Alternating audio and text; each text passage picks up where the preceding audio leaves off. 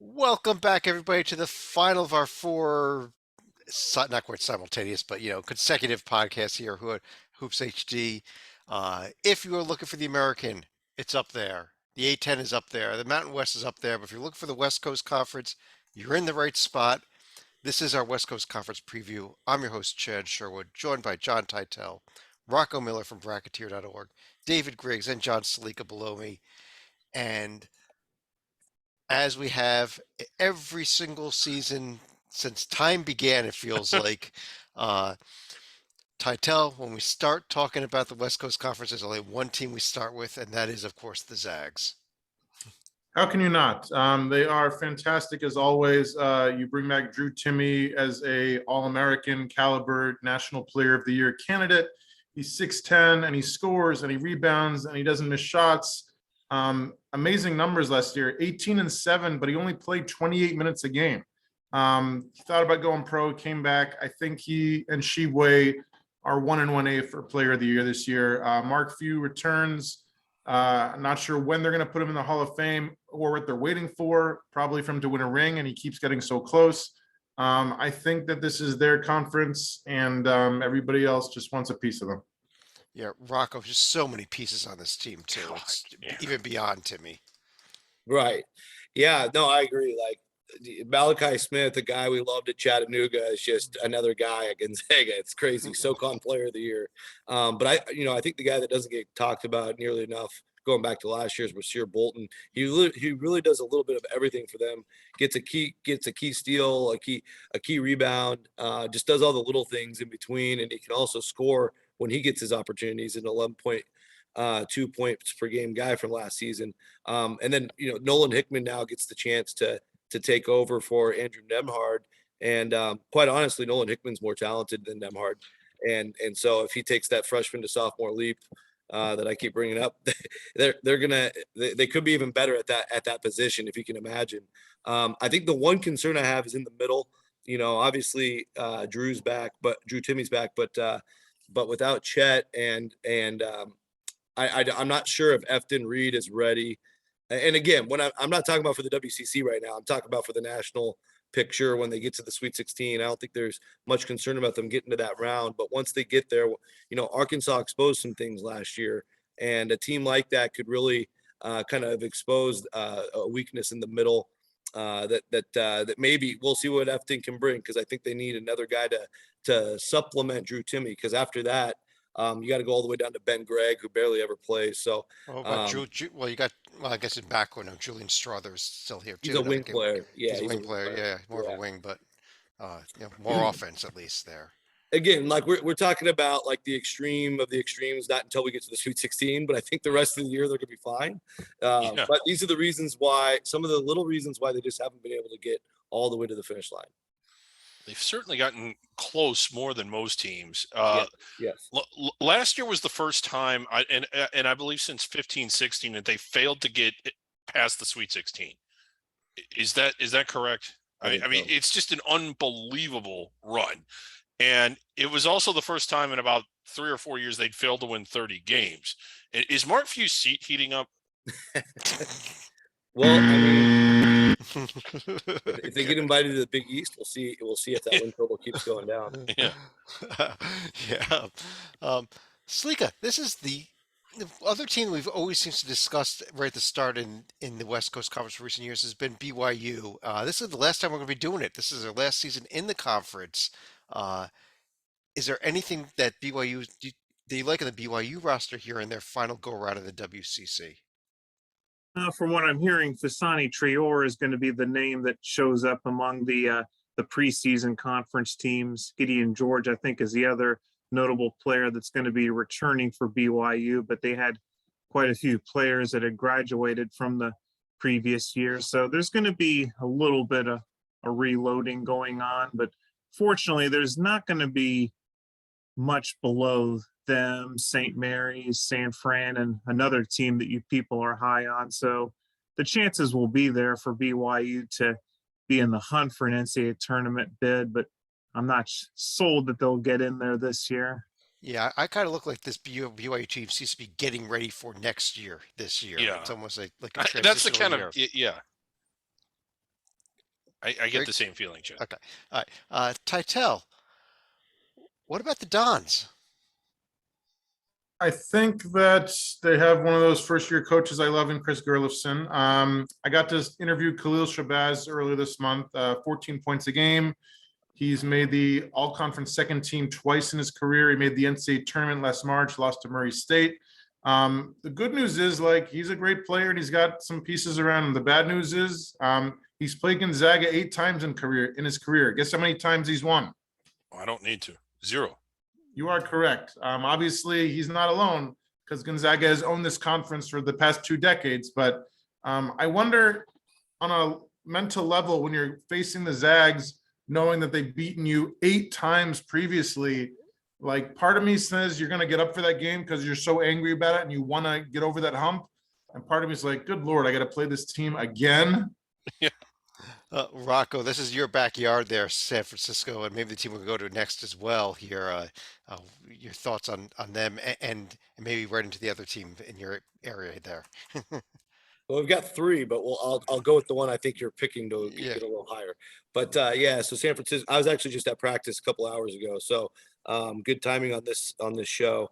I'll say this: I think Chris Gerlofson's got a multitude of combinations. You'll probably see this team go 4 guard lineups. A lot of fun, a lot of offense.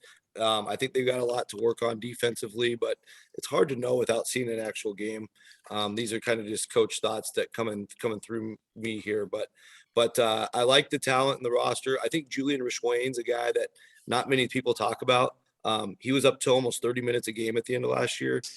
Transferred from Boston College, 43% 3-point shooter. I think he's going to catch a lot of people by surprise this year and make a nice step forward.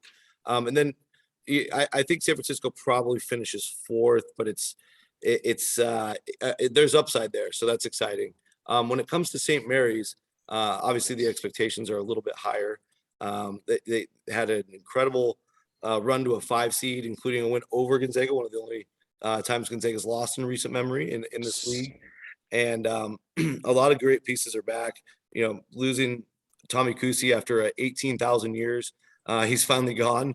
But Augustus Marshallonis, Sharunas' son, and the freshman Adain Mahaney, those are just electric guards from overseas that will really keep this program ticking. Logan Johnson might be the best on-ball defender in the conference. You got Dukas Bowen. Saxon's a nice player that's been there 3 years now. I don't think they're going anywhere. They should be a solid tournament team. Yeah, Griggs, I heard you talking. Do you agree with him about that? I'm very high this St. Mary's team. Oh yeah, I am too. I mean, I think they're a solid tournament team, just like he said, way in on the first ballot, probably in the top half of the bracket. Not as good as Gonzaga. Okay, not as good as Gonzaga. Beyond these 4 teams we've already discussed, I've got a team that I'm very high on heading into this season. Titel, let me ask you about them first of all here. Shante Leggins and the Portland Pilots, with their top 6 players back. I'm not saying it's an NCAA tournament team, but I think it's a team that could toe the bubble. The bubble of what? Like the AC8? I mean, okay, you're not Wow. with me, okay? Wow. I'm not with you. I just think slap they're me. You just ow. Yeah. Okay. a self-slap. No, I mean, I don't think they're going to do anything at the Phil Knight Invitational. I don't think they can beat the Ducks in non-conference play. The good news is that all their great players are juniors. So I think next year is the year they make the leap, maybe. I don't think it's this year, though. Rocco, will you join me on the Portland bandwagon here, coming off of a 19-win season, 500 in conference with everyone back? I mean, I think they're solid, and it's exciting because Portland's been so down. If you actually look at February 1st on last year, they were a top 100 performing team in the last month of the year. I think that continues, but I still think they're probably like 90-ish nationally, which isn't really close to the bubble, but that's still probably a CBI or maybe bubble NIT. I think that's the most realistic, but I think, some of these teams, whether it's St. Mary's, BYU, San Francisco had all sorts of problems with these guys last year. They lost to them once. They'll knock off 1 or 2 of those games, I think. Stalika, Steve Lavin is a head coach again, now at San Diego. Does he remember how to coach? Well, at San Diego is certainly going to be a little bit of a struggle. And then We're looking at Herb Sendek, who's also still coaching at Santa Clara. There's going to be some experience in the bottom half of the West Coast Conference, but honestly, I wasn't prepared to discuss San Diego tonight. All right, Griggs, you want to discuss Steve Lavin? I think that he remembers how to coach, but he'll need some of his old notes. Yeah. Yeah. Beyond that, we got Chad. We have Herb Sendek at Santa Clara. Tytel, how much longer is he going to be there at this point? I didn't think he'd still be there now. So anything's possible. If you think I'm going to say a bunch of nice things about a guy who was at ASU, you're dead wrong. But I think he's getting close to 500 career wins. And I always, as a fan of history, that's a big number. So I hope he gets it.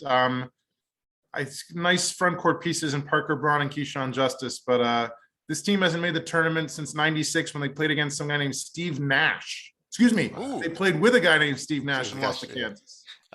Well, to be fair, Has it Tytel, I been don't that think long? of him as Wow.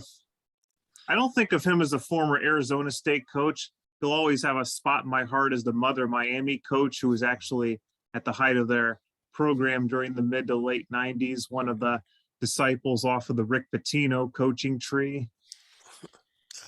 Rocco, I got to ask you about Lorenzo Romar and the Pepperdine Waves, who Oh. I think could be a team that by the end of the season becomes kind of dangerous. Well, yeah, I mean, Millette and Mitchell, Millette and Maxwell Lewis are going to be tremendous talents. I mean, those are probably two NBA players. We saw this recently when they had Kessler Edwards and shoot, I'm blanking his name, but it was just a couple of years ago. Now Kessler Edwards, I believe, is an NBA starter. So Romar, of course, he's got a way of getting NBA talent down to Pepperdine, which is fascinating. Jan Zidek's been there a long time. There are some pieces. I just think with the coaching pedigree and not a ton of depth on the bench, that's going to build up and add up over the course of the season, and they probably still land around 8th or so in the league. Right. Griggs, Loyola Marymount, Pacific. Anything worth discussing on either of those programs? Yeah, well, I mean, we've talked about like how this conference has some really good teams in there and some really high expectations. Gonzaga, a potential Final Four candidate, and it's always important to note that those two teams are in a league with other teams of that caliber. Okay.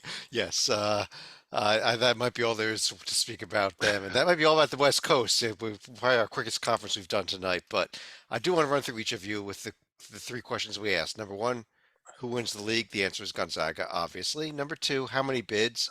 And number three, any other thoughts about the league? And Salika, why don't we start with you this time? Well, I'll probably say this, with Gonzaga winning the title, we're going to have two teams get in there. I'm probably thinking it's going to be St. Mary's. But as far as my final thought, if you want to go back into the archives, the last time the Fighting Rapinos at Portland made the NCAA tournament, you have to go back to 1996 was the only year they've ever won the West Coast Conference tournament. But there was also one other NCAA tournament appearance going back in 1959 for that program. So talk about a long dormant program right here. All right. I'm going to go a little bit more, and I'm probably going to be the highest one. I'm going to go 3 bids out of this league. I really like Gonzaga. I'm obviously to win it. I like St. Mary's a lot to be a tournament team. I just think one of these teams, be it BYU, San Francisco, maybe a Portland out of a long shot, comes in and gets a third bid somehow this year. Rocco, what do you think? Yeah, I'm close to you. I agree with Gonzaga, St. Mary's. My projections just have it cut off at 2. Unfortunately, I'd love to see 3, but I do believe I could see, just with the way the schedule's designed, if enough things fall into place, any of BYU, San Francisco, or Santa Clara getting in. And I say Santa Clara because they got a transfer from Illinois, Brandon Podziemski. I talked to Craig Smith about their scrimmage directly, and this kid can fill it up. Nobody knew a lot about him because at Illinois he only played 4 minutes a game. But be careful because he can light it up. And Keyshawn Justice returned. Carlos Stewart's back. Parker Braun's back.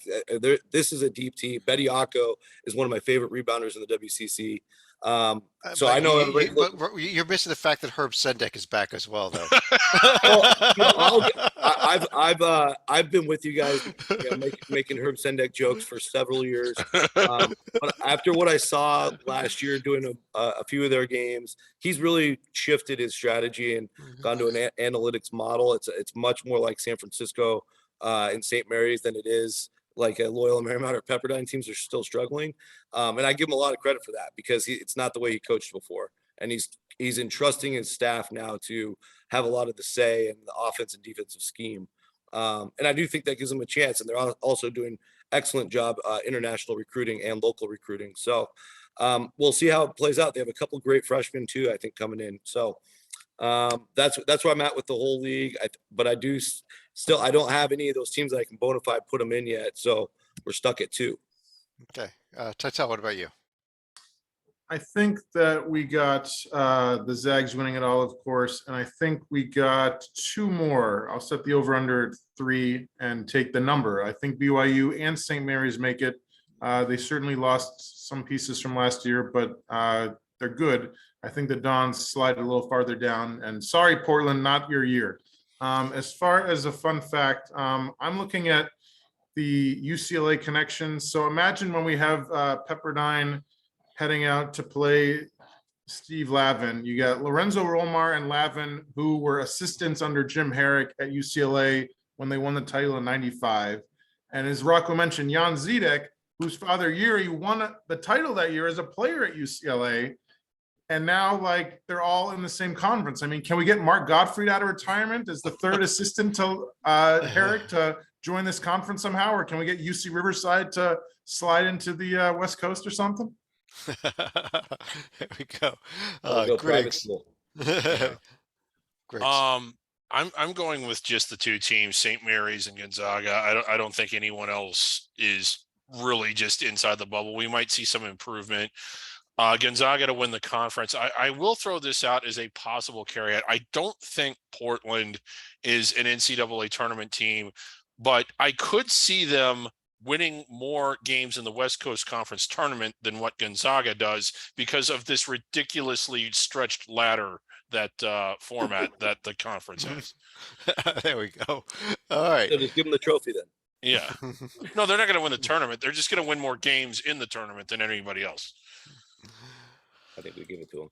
On that note, I do want to thank everyone for joining us for our 4 podcasts. Again, American 810, Mountain West all up there. If you look down below, well, I guess it's, I don't know, who'd you interview today, Titel? That's what's down below. But on behalf of Rocco Miller from Bracketeer.org, John Titel, John Staliga, David Griggs, I'm Chad Sherwood. Thanks for joining us. We'll be back next week with our Under the Radar preview, where we're going to be doing an hour each on 22 different conferences and 2 hours each on the independents. But we'll talk to you again real soon.